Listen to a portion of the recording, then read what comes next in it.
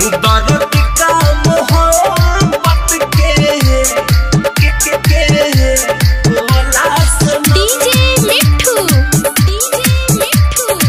राजा पटसोनी। होला सनम। आप सुन रहे हैं अमित पटेल की आवाज में। दर्द का मोहब्बत के होला सनम।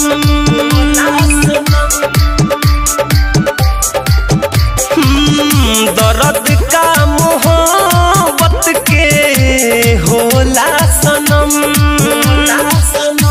हमके बता देलू, हमके बता देलू देके जखम।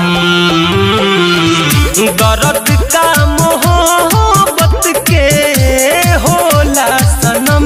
हाय दर्द का मोहब्बत के होला सनम। DJ Mitthu Raja Patsoni. Presented by Lovely Film Production।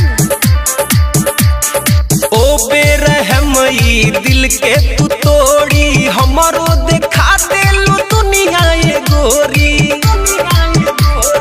हाँ हाँ ओ बेरहमई दिल के तू तोड़ी, हमरो देखा देलू दुनिया ये गोरी। एतने बगमती तोहरा, एतने बगमती तोहरा जननी न हम। दर्द का मोहब्बत के होला सनम।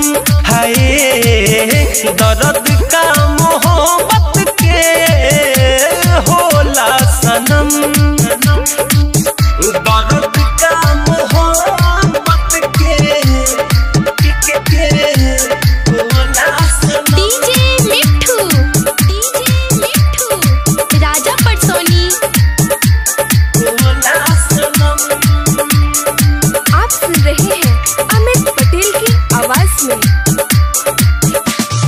तू बेवफा बाड़ू देलू बताई, जा भूल जा हमके हर जाई।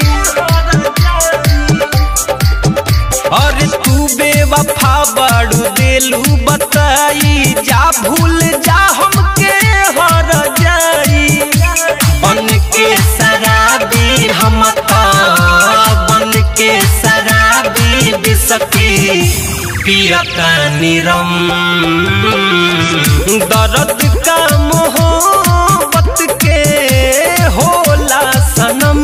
हाय दर्द का मोहब्बत के होला सनम।